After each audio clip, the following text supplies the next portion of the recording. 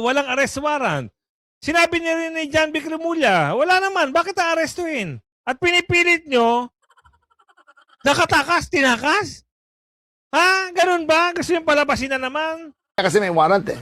Hindi siya mag-arrest. Siya magdala dito, di ba? May warrant ba? Wala pa ako nakikita. Wala pang dumadating sa DILG, sa DOJ, sa PCTC, sa DFA. Wala pang dumadating. So, in our eyes, there is no warrant. Hindi nga ang hindi nila inaasahan. Biglang dumating. Nasa lisihan. Yun ang kanilang talagang Pinanggagalaiti. pinanggagalaiti na yan. Paano nyo nakalusot ito? Paano nakapasok dito yan? Oo, parang ko nang nakikita ng halos sila naglulupasay lahat eh. Ha? Narinig ko na po dati. Yes. Magandang hapon muli sa ating mga kasama. Nandito naman tayo si Kuya Goods nagbabalik. At syempre kung di ka pa nakasubscribe, mag-subscribe ka na at hit mo na rin yung bell para lagi kang updated sa ating mga video. Ang dami nyo nag-iiyakan ngayon. Ano? Maraming nagmamagaling ngayon. Bakit daw nakatakas si Senador Marcoleta? Sino raw nagpatakas? Anong masasabi nyo? Pinatakas daw ni Senator Robin? Pinagplanuhan daw? Ang dami nyo mga kagaguhan dyan sinasabi. Unang-una sasabihin ko sa inyo, si DILG John Vic na rin ang nagsabi na walang warrant of arrest. Sinabi rin ng Pangulo na walang order na arestuhin si Senator Bato. At sinabi rin ng direktor ng NBI, walang order sa kanila para arestuhin si Senador Bato. Bakit hinahanap nyo ngayon si Senator Bato? Napapatanong lang tayo, pero siyempre bago natin pasadahan lahat ng mga video ngayong hapon, mag-like and share ka na. At kung gusto mo sumali sa ating komunidad, andyan po yung join button sa baba. Shoutout segment natin sa dulo para ma-shoutout na kita. Comment lang po. Simulan natin to. Anong drama na naman nila? At ang dami nilang pa-interview. Lalong-lalo na tong tatlo na to nag-iiyakan ngayon sa media. Ano daw masasabi nila? Bakit? Pinakawalan daw. At kitang-kita raw ang pagtakas o tinakas daw ni Senator Robin Padilla itong si Senator Bato. Unang-una sasabihin ko na sa inyo, walang warrant. Walang reklamo. Malayang pumunta si Senador Bato sa Senate, malaya rin siyang aalis. Kung may warrant yan, di sana, di ba? Hindi na pinakawalan yan. Wala, nautakan lang kayo, kaya kayo nag-iiyak eh. Pagkawala po ni Senador Bato ngayon sa Senado. Nakakalungkot at nakakagigil.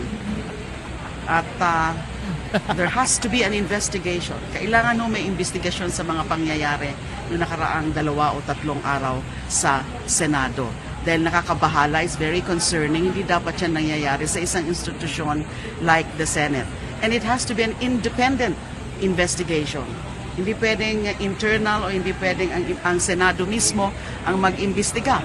Kasi meron din dito sila na mga ginawa, lalo na yung pag-cuddle, lalo na yung pagbigay puno ng protective custody. And yun na nga, kung binigyan ng protective custody, bakit nakawala? So ang Hindi ho nakawala. Bakit ba pinipilit nyo na dapat i-detain? Walang contempt order. Di ba? Wala siyang kaso, walang arrest warrant. Sinabi niya rin ni John Vic Remulla, wala naman, bakit aarestuhin? At pinipilit nyo, nakatakas, tinakas? Ha? Ganun ba? Gusto yung palabasin na naman? Iyakan na naman kayo. Pakita nyo muna yung warrant of arrest. Pumunta na si Senator Bato para bumoto. Para matapos yung mga kahibangan nyo dyan. Na-impeach si BP Sara. Hindi para, magpa-contempt, ma-aresto o i-detain. Ang dami nyong sinasabi, mga unggoy. Pagdating ng kinabukasan, iyakan kayo, paimbestigahan. Mukha nyo, imbestigahan nyo yung mga sarili nyo. At sabi ni Aling Ledesma, pag nagkaroon ho ng botohan sa Blue Ribbon, ng pagka-chairman, tapos ang mga maliligayang kwento. Yun ang magandang aabangan. Natakpan na ng konti yung akala nyo naman, uusad na naman yan. Gusto nyo takpan ng flood control issue. Hindi ba pwede? Yan ang inaabangan. Yan ang pinaka-main event. Yung flood control. At aasahan ng taong bayan kung sino makukulong. Daming mga tanong na dapat sagutin sa isang tunay, isang independent na investigation. It has to be by a body na wala dyan dapat sa Senado ang investigasyon. Sino po yung nasa isip ninyo na komposisyon ng independent investigation? Well, mga seasoned investigators and also mga retired members. Ayun na, sinisi na ngayon daw yung mga retired member. Ang saklap mo naman. Palasisi ka pala. Dahil hindi pa pumanig sa inyo, nag-iiyakan na kayo. Hindi, ito lang maipasok lang. Kasi nakakapagtaka, wala namang ganong issue eh. 'Di ba? Walang mga ganong dapat arestuhin eh. Bakit pinagpipilitan nyo na dapat nandyan? Bakit pinatakas? Yun ang mga plano nyo eh, yung mga balak nyo eh. Hindi umabante. Arrest. Wala. So, bakit namin Wait nahanap? lang Pakitaan nyo muna kasi ng warrant of arrest para arestuhin. Kasi tingnan nyo pumunta doon si John Vic, si DILG Secretary. Nag-usap sila ni Bato. Hindi naman siya inaresto kasi wala kayong maipakita ng warrant of arrest. Puro mga kuro-kuro, puro mga peking ICC warrant of arrest ang pinapakita nyo. Nagyayabang kayo na may hawak itong si Trilling, wala naman. Napahiya kayo ngayon. 'Di ba? Nakakahiya kayo, pinipilit nyo, pinatakas. Yan ang bukang bibig nyo, pinatakas. Ito, makinig kayo para matauhan kayo. Wala naman kami warrant of arrest. Wala. So, bakit namin nahanapin? Ba't namin na-arrestuhin? Kung gusto niya siya mag-citizen's arrest, di ba? Kung tingin niya sabi niya kasi may warrant eh. Hindi siya mag-arrest. Siya magdala dito, di ba? May warrant ba? Wala pa ako nakikita. Wala pang dumadating sa DILG, sa DOJ, sa PCTC, sa DFA. Wala pang dumadating. So, in our eyes, there is no warrant. But in Bato, si Bato siguro may alam siya. Then why did Di pahiya kayo ngayon. Pakitaan nyo muna ng warrant of arrest, ibigay nyo doon sa DILG Secretary para maniwala sa inyo. Saka ngayon, hanapin nyo doon sa bundok Taralala. Si Senador Bato, kung makikita nyo, Hindi nyo na makikita yun. Magaling yun, sanay yun sa, paikot-ikot sa mountain. Doon nyo hanapin, bundok Apo, bundok Tralala, bundok Wiga-Wiga, kung saan bundok nyo hanapin. Kung makita. Hindi na lalabas si Senador Bato. Lalo na ngayon, pinag-iinitan nyo. Di ba? Puro kayo eksena. Pinakawalan, tinakas. Ngayon, mayroon pa silang banat. Ano na naman ang banat nila? Person of interest daw, si Senator Robin Padilla, Alan Cayetano, at si General Mau. Yan naman daw ang mga nagpatakas. Bakit nga papatakasin? Wala nga waran at titigas ng ulo nyo, mga unggoy. Nakakatawa kayo, gumagawa kayo ng mga kwento. Papamukha nyo sa taong bayan na kayo ang tama. Mali. Wag nyong gawa ng kwento. Kahit mali, wag nyo ipilit. Masama yung bad yun. Walang koordinasyon. Yan ang banat ni Lacson. Paano nga ako koordinasyon? Muntik ngang napnapin .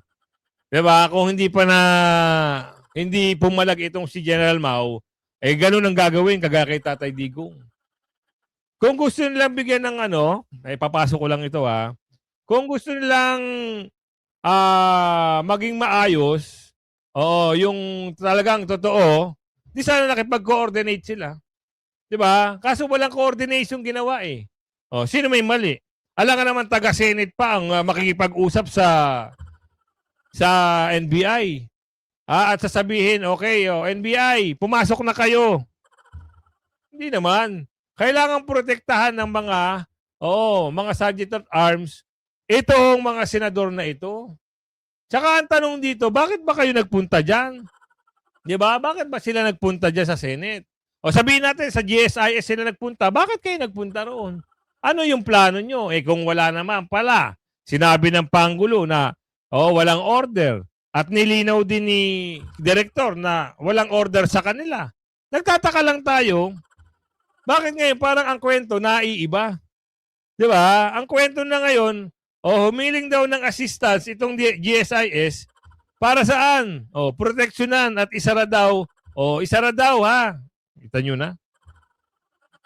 Baligtad na ngayon.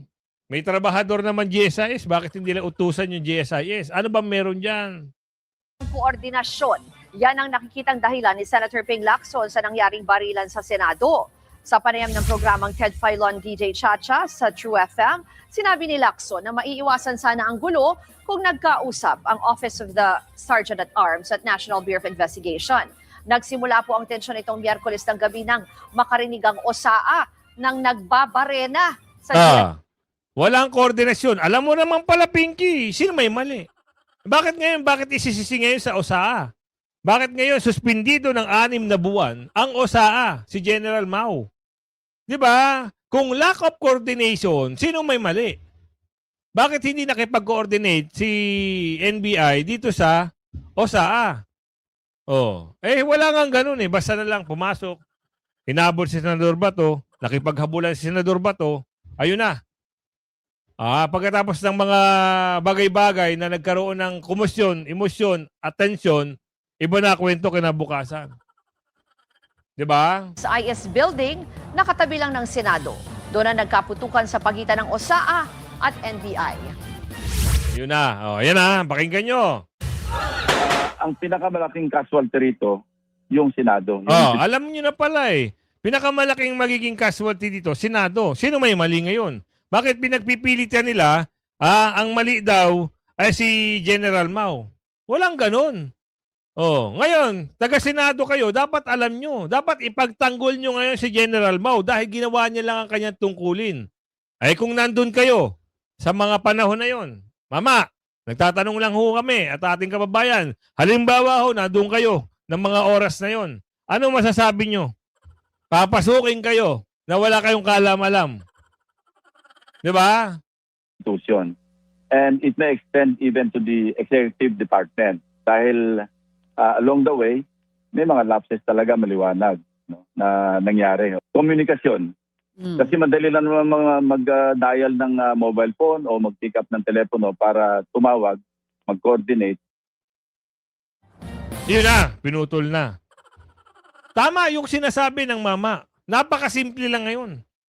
Tatawagan mo lang si General Mao o Sergeant at Arms. Tapos ang kwento. Wala nga tawag. Ngayon, pinalalabas pa ng mama, na bakit daw hindi tumawag sa kanya. Ha? Parang baliktad ata, ano? Bakit hindi daw tumawag si Director, si Sergeant at Arms, Mao, General Mao, dito kay Tibag-Tibag? Bakit kaya?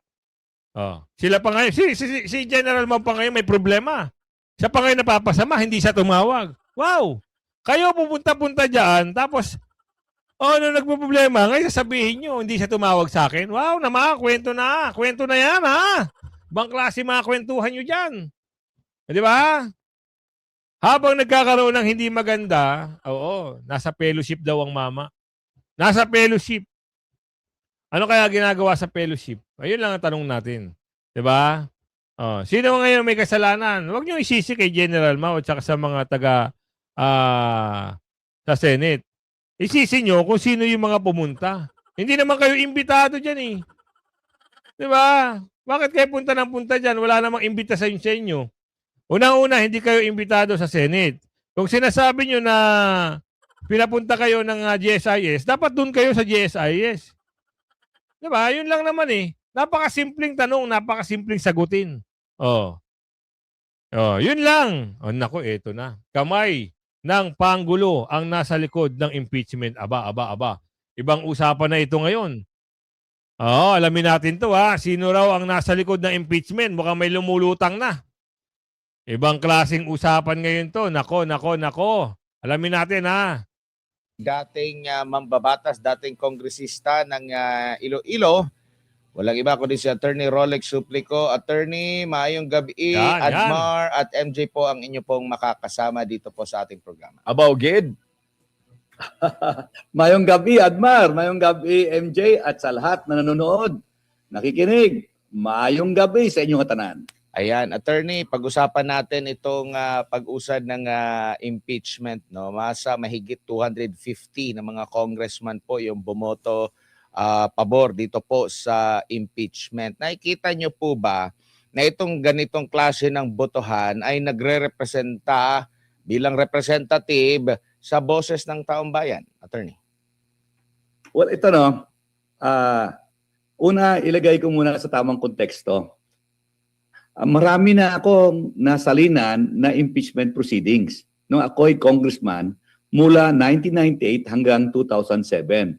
Naalala ko impeachment ni Merceditas Gutierrez, impeachment ni Añano Desierto, ito yung mga ombudsman impeachment ni COMELEC Chairman Benjamin Abalos, impeachment ng Chief Justice Davide at ang kanyang mga Associate Justices ng Korte Suprema, at ang impeachment ni Presidente Arroyo. So lima ang nasalinan ko na impeachment proceedings dyan po sa Kamara.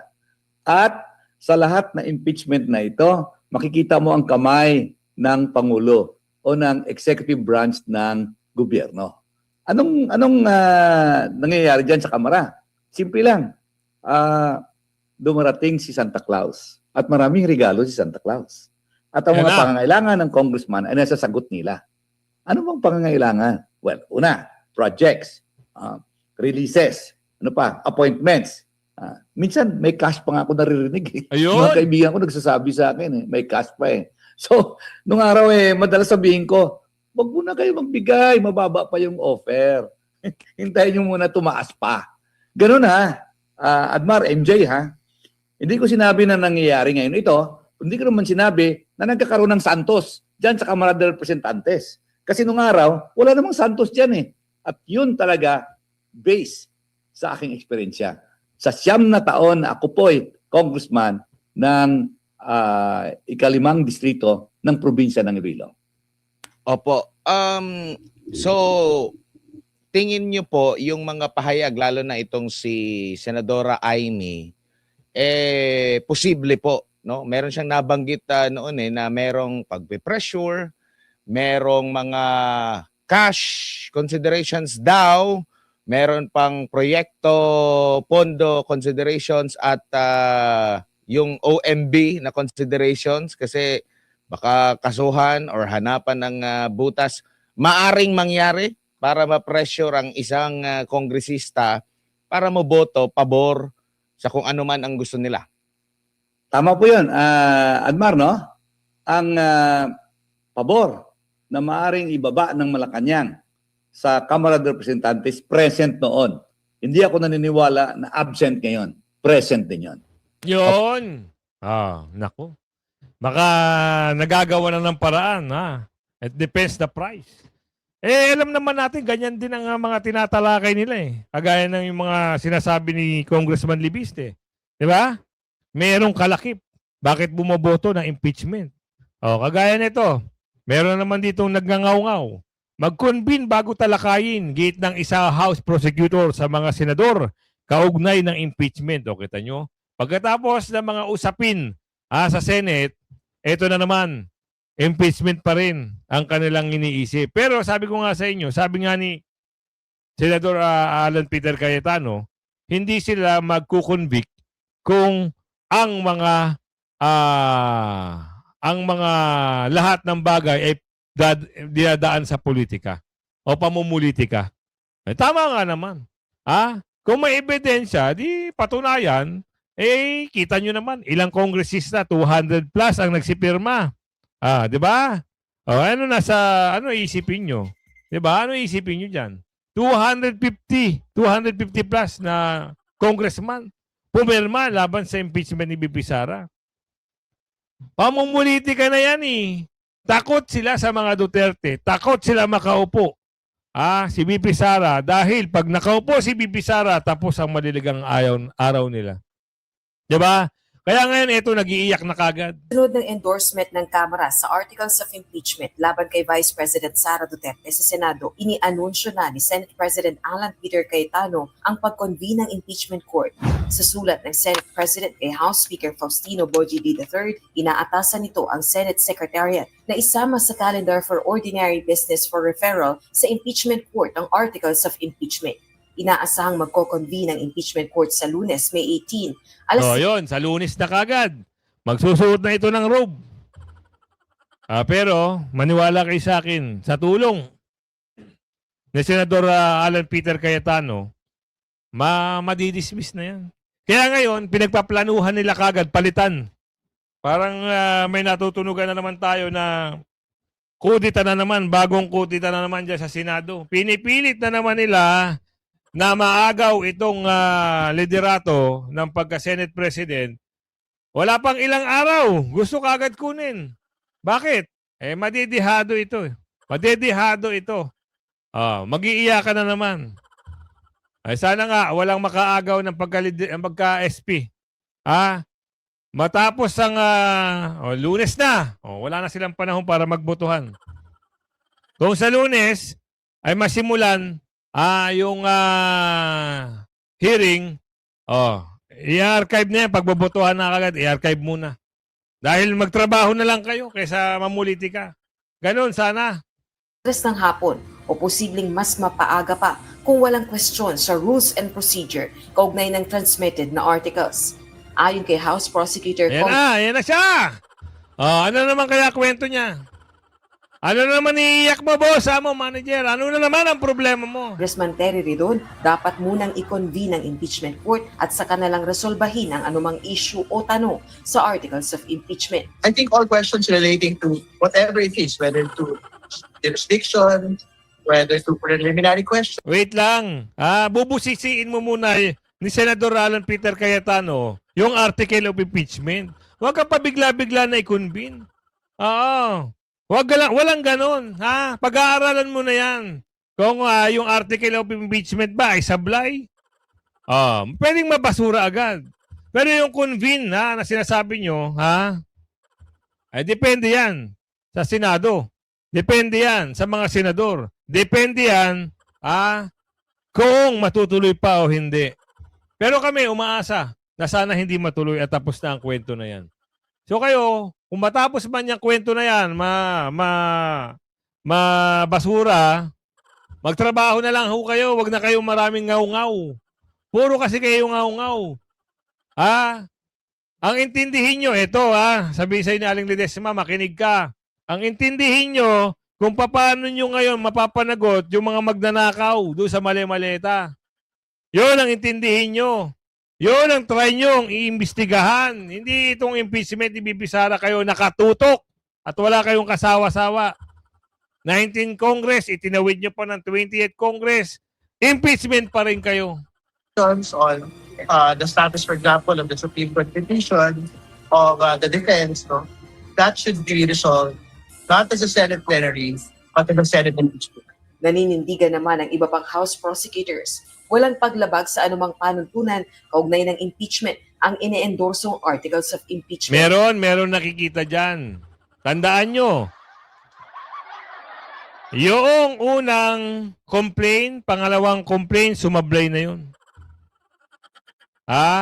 Sumablay na ho yun. Kaya yun pa lang, yung pagpapile ng wala doon sa tamang petsa, isang ground na yun para ma-dismiss yan.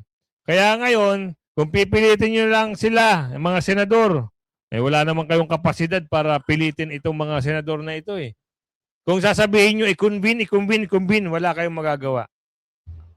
Bubusisiin muna yung article of impeachment bago kayo magkwentuhan na ma-impeach si BP Sara. Sa inyo sa Kamara, na-impeach nyo na si BP Sara kasi ang dami nyo. Diba? Sa Senate, malabo. Diyan kayo mag-iiyakan. Tapos gagawa na naman kayo ng paraan. Tigil na kami sa inyo. Wala kayong kawenta-wentang mga dito kami sa Ganang Mamayan. Ano yung usapin dito? ano yung merong kumakausap kay Senador Marcoleta? Alamin natin. Nagkaroon ng katuparan po, ha? Oh. Hindi, yung, alam mo yung taong dahil sa kanyang sama ng loob, yung parang dahil nga nautakan ba, nasalisihan ba, nandun na yung pinagsama-samang pride at saka yung lahat na. Okay. Sabi ng Biblia, parang mga liyong umuungal di ba? Ah, Na okay. parang sa lahat, minuminuto gumagawa ng paraan para makaganti, mga ganon. Ganon ang ganon ang tingin namin sa kanila. Samantalang nung sila nakuha nila yung majority, nakita Opo. nyo man, wala namang wala namang insidente. Ang totoo niyan, siguro, pwede mo pang saluduan si dating SP Chis Escudero. Ay, opo. Na nung makita niya na hawak na nila yung majority, siya pa yung nagsabing we congratulate the new majority. Ganyan. Yes po. Walang walang anumang pangyayari.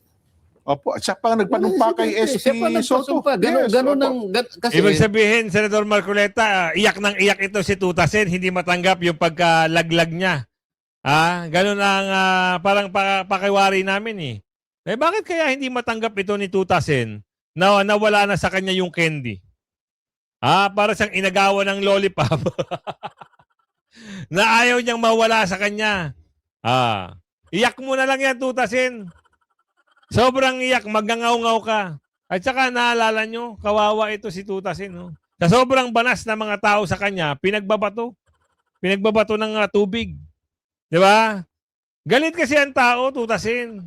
Kaya wag mo na pagpilitan na maging Senate President ka muli. Ay, kaya ngayon, gumagawa na naman ng paraan. Makuha uli nila ang liderato. Malabo. Solid na ata yung yung 13. Wala na madadagdag. siya at ang iba sa amin, alam namin na talagang nangyayari yun. Ang Senado ay isang institusyon na kapag kayo makasama mo ay hindi na nagugustuhan yung pamamalakad mo, sila ay mag-uusap. Opo. Teka muna, kailangan mapalitan na si ganito kasi mukhang ang direction natin ay papunta rito. Yung dapat nating gawin, hindi na napupunta rito. Parang may tinitingnan nyo ngayon. Sige, palitan natin. Nangyayari yun kahit anong panahon Aba, ngayon parang lahat na lang. Gusto nilang gawin para sa ganun makuha nila kagad. Maibalik sa kanila. Kasi ang sabi nga nila, 99.99%. Ilang araw lang, babalik daw po ulit sa kanila. May wow! Yan ang mga pangarap na naman nila. Huwag ka maniwala din, Kuya Jen, Kuya Nelson, Senador Marcoleta. Hindi nila makukuha yan. Diba sinabi na nga nila, numbers gaming. O sino ba yung nag-abstain? 2 unggoy ang nag-abstain. Ilan ang bumoto? Ilan ang bumoto ng yes para kay Senador Alan Peter Cayetano? 13. Ilan ba ang senador? 24. 13 plus 9. 9 lang yung nag-no sabihin natin yung nag-abstain, i-plus 2 mo doon sa ano. 'Di ba? Kasi yung dalawa na yun, sala sa init, sala sa lamig yun. Parang mga bubuyog yun. Kung saan mabangong bulaklak, doon yung parang mga butterfly yun. Ganyan yun. Ngayon, sige, 13, akala nila, hindi makakarating si Senador Bato. Yun ang kwento So, ang laban, 13. Tanggalin natin si Senador Bato kung halimbawa lang hindi nakarating, 13. Minus 1, 12. Ang Senador, 12. Ang bumoto doon sa no, yes kay Senator Alan is 12. Ang bumoto doon sa kay Tutasen ay siyam. So 21 pa lang 'yun. 'Di ba? Wala si Senador Bato i-plus mo yung 2 abstain. 23. Iyan ang bilang. Ngayon, okay, sige. Wala si Senator Bato. Yung nag-abstain na yan, Yung nag-abstain na yan, i-plus mo yung siyam siya kayong 2. yung pabor kay Soto, yung Siyam siya plus 11 pa lang yan. Lamang pa oh. Lamang pa tayo ng isa. Di ba? Wala na silang makukuha ngayon. O kahit ngayon pitpitin nila, meron daw nagkwento na parang ginagapang para makuha nila yung liderato. Yan sabi nga ni Senator Marcoleta. Oh. Pero malabo. Alabas na ganun. Talagang nagpapahiwatig sila eh. At saka dahil nga alam nilang krusyal, alam nila kasi na meron na kaming 12 votes. Yo. Opo. Ngayon, binabantayan nila yung inaakala nilang makukuha namin. So, binantayan nila yung isa. Opo, Di ko na muna sasabihin ng pangalan. Yes, oo. Si Bato kanya, wala yan, hindi makakarating. Yun, Ngayon, yun ang para sa kwento ganun, pala makasiguro talaga. sila. Abay, pinayagan nila yung NBI na nandun na kagad. Sa baba. Maaga pa lang. Maaga pa lang nandun na eh. Oo. It's another, parang another shield of guarantee na talagang hindi. Kasi natakot eh. Oo. Oh, ako rin naman, wala naman akong alam na kasi wala naman akong kapag-asan makakarating naman si Senador Bato dahil sa alam natin ang kalagayan niya eh. Di ba? Bagamat sa sarili ko naman sana dumating si Senator Bato. Di ko lang alam paano kaya mangyayari yun. 1 milyon ang naghahanap sa kanya. Paano kaya makakarating? Nangyari nga ang hindi nila inaasahan. Biglang dumating. Nasa lisihan. Yun ang kanilang pinanggagalaiti. Pinanggagalaiti na yan. Paano nyo nakalusot ito? Paano nakapasok dito yan? Oo, para ko nang nakikita ng halos sila, naglulupasay lahat eh. Ha? Narinig ko na po dati. Ako nagalit ka sa akin. Kulang na lang na maglupasay silang lahat. Opo. Nako. Tama ba yun? Well, mali yun, Sen. Kasi sabi nyo nga, talaga naman, alam naman nila, kasi sa bilang ninyo na Siyam at sila ang 13, anytime talaga, pwede talaga mangyari yun. Pagkatapos doon, lumabas silang lahat. Pumunta sila doon sa aming, meron kaming lounge eh. Opo. Senator's lounge eh. Opo. Ako naman, siyempre, gusto ko rin malaman kung ano yung pinag-uusapan nila, di ba? Di pumasok naman ako. Siyempre, Nakidinan kayo ng konti. may pagkain naman doon. Bakit sa kanila ba yun lang? Kasama naman ako ron. Lahat ng naman. Ako naman sa ganung pagkakataon, ako'y tuwan-tuwa namang nakikita ko naman sila eh. Kung paano sila naglulupasay. Di ba? Alam mo, naririnig. May nakikinig ngayon sa sinasabi ko, kaya kailangan sabihin ko ito. Di siyempre, nakiumpo ka naman ako ron. Opo. Di yan. Ba't ka ako ang popular ng mga mukha ninyo? Ano ba yung mga iniinom nyo? Alam nyo naman siguro eh. Talagang ano eh. Ang sasama ng loob. Sabi ko, malagihay na kayo. Malagihay? Parang, iba nga yun na. Kami ba ganon? Ako nga, sinasabi ko sa inyo, pinilit ko pang tapusin yung hearing ko eh. Nung ako pa ang chairman ng Blue Ribbon ko. Umabot pa ako ng 4:00 ng hapon eh. Nung tagpo na yun, kayo po mismo, yes, nakamonitor kami nun eh. Hindi ko alam. 12:00 pala ng tanghaling tapat, nakuha na nila. Nag-meeting na sila. Pero wala akong alam doon. Opo. Kahit siguro malaman kung wala na sa amin, itutuloy ko pa rin dahil kailangan matapos yung agenda namin. Pero sila, nakita mo, wala nang... ayan, kayo na ano bang pag-usapan natin tungkol doon? Opo. Hindi, pero anyway, Sen, kasi simulan natin sa Monday. Unahin natin chronological. Monday nga sinasabi. Chronological of events tayo. Umaga muna, umaga. Umaga nung, di ba, ina-expect na ba talaga ninyo na may mag-motion na all seats vacant, all possession vacant, na mayroon talagang ganun mag-motion? Ganito kasi, dahil nagpulong kami ng Sunday. Okay. Sunday. Hindi ko nasasabihin kung saan, basta nagpulong kami. Opo. Gabi. Ako naman kasi, pag alam kong wala namang mangyayari, basta sukat na lang na alam nilang nakipag-cooperate ako, nandun ako, nakikinig ako. Pero hindi na ako nakikisali sa usapan. Kasi nahati lang yung pag-uusap doon sa isang ang tao at saka kay Senator Bato. Ngayon, sabi ko, nawalang galang na sa inyo, basta't ako, hindi ako naniniwala Opo. na itong taong ito ang magbibigay sa atin ng tagumpay. Tama. Pasensya na kayo ako. Pasensya okay. na kayo. Ako, tapat naman ako eh. Ako kahit na imposible, ang alam ko dito, si Senador Bato, kaya lang alam kong imposible. Alam kong imposible, pero Sa sabi sarili ko, niyo talaga sa tingin, hindi talaga darating si Bato no? hindi. Alam kong gusto niyan dumating. Ang problema ko, paano siya makakarating? At saka paanong paraan ang gagawin niya para makalusot siya sa maraming taong naghahanap sa kanya. At eventually, bigla niyang ipakita yung sarili niya na nandun na siya sa loob ng plenaryo. Para sa akin, imposible.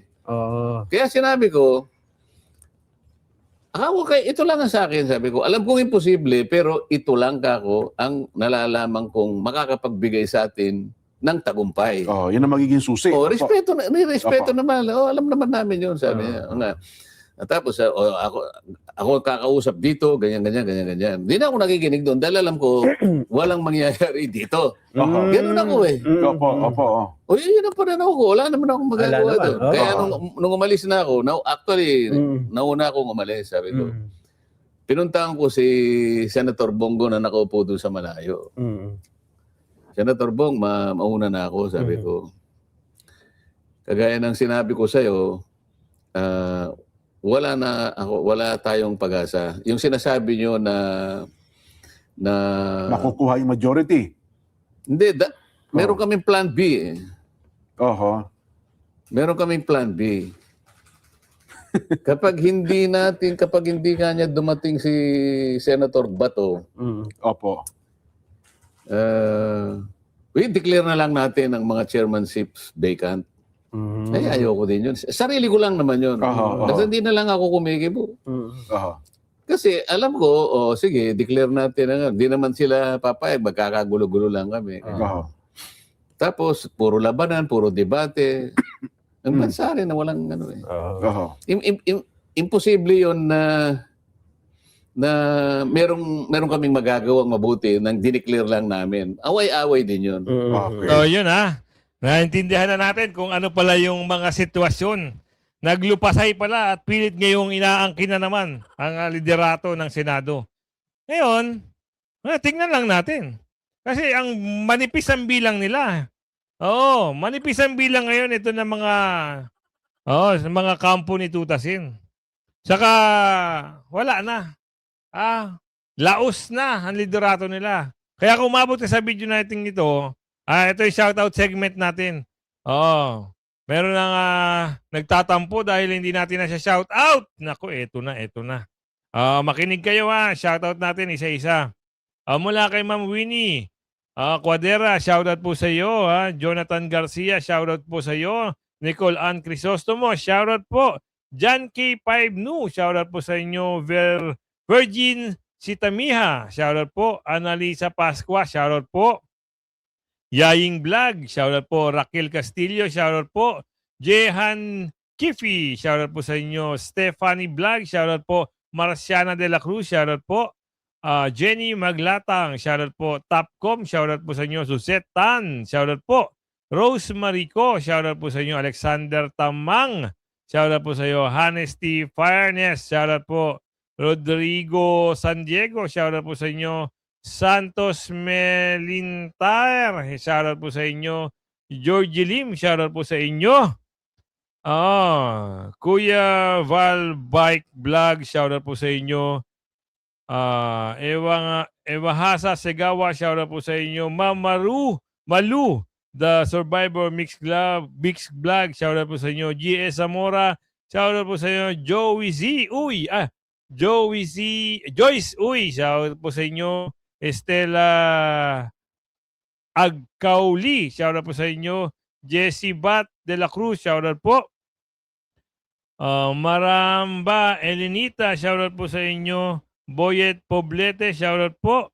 Kiwi, shoutout po. Essential Sogis, shoutout po sa inyo. Erlinda How, shoutout po. Danilo Bulabon, shoutout po sa inyo. Merjuba Ski, shoutout po sa inyo. Eduardo Bantolo, shoutout po. Jeremy Maglatang, GS Zamora again.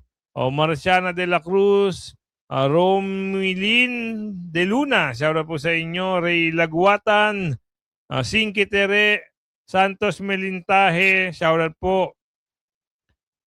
Told You So, I Told You So, shoutout po. Danilo Bulabon, shoutout po sa inyo. Hanis T. Fairness, shoutout po. Sino pa? Frisinasa, shoutout po sa inyo. Nelia Pancino, shoutout po sa inyo. Sino pa ba? Lee Pariola, shoutout po sa inyo. Roman Rodriguez, shoutout po sa inyo. At kay, sino pa? Kay Ma'am Marilyn Nemuslan. Si Ma'am Negris, shoutout po sa inyo. Coti Reyes, shoutout po sa inyo. Sino pa? Yun kung umabot ka sa video natin ito, hanggang sa muli paki-like and share. Yan ang aking paglalambing naman. Bye-bye!